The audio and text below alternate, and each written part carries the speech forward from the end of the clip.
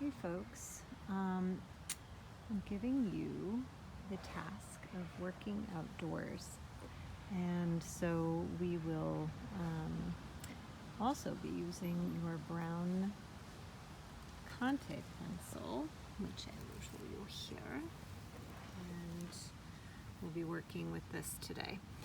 One problem you might run into with this is that when you go to sharpen it, if this is the sharpener you have, it won't fit.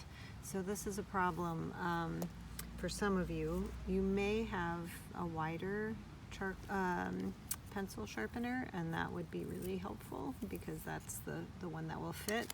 If some of you are comfortable using an X-Acto or a razor blade, that's great. If you can't find a sharpener for this, then use it once and that's it, I guess, or go beg and borrow and see if you can find another sharpener that will work for it. It's worth trying. I recommend, just playing with this.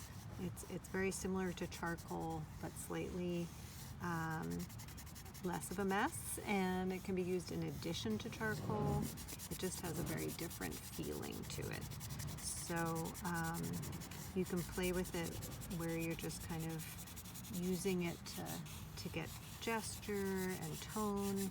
I'm drawing this tree, which is very organic and wonderful in terms of gesture. I suggest you work from trees, definitely from nature, from organic objects around you, and just really feeling the fluidity of this charcoal pencil and the softness of it, where it's just a very different look and feel to the black and white of charcoal, black, white, and gray, and really lends itself to working from, these natural objects that have a softer palette, softer tone. And so I'm using it very loosely. You can, of course, get more detailed and refined.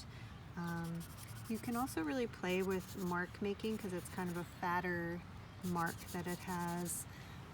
Especially if you're working from nature, you can start to think about the way that you might put down mark for texture as well, and for patterning.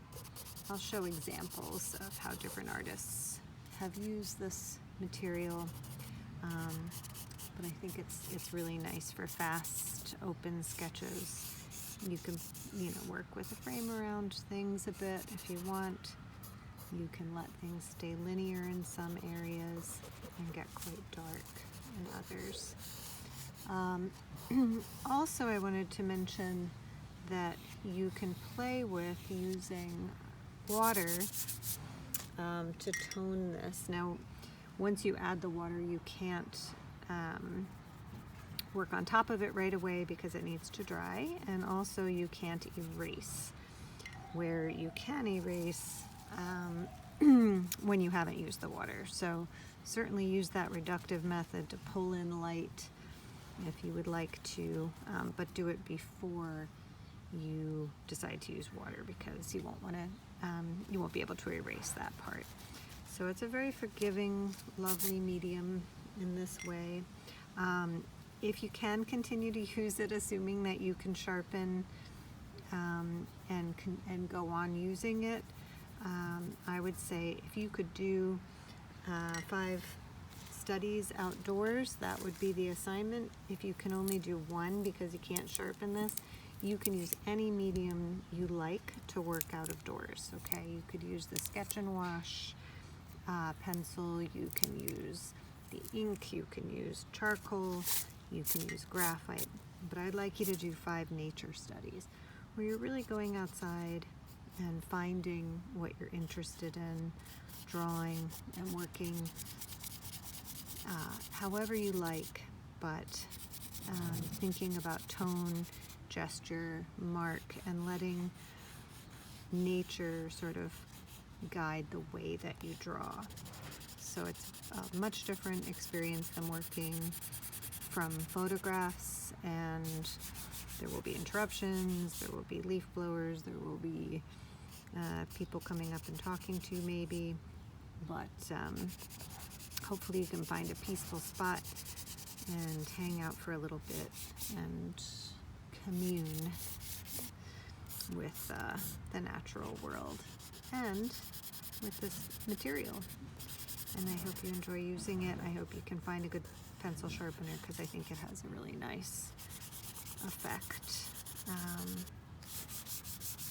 All right, so you can also take, natural objects around you for drawings, work,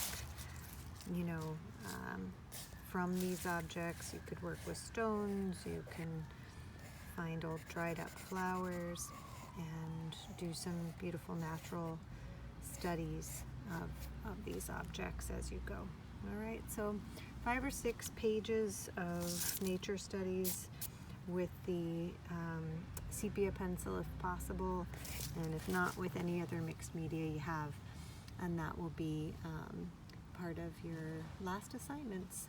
All right, good luck.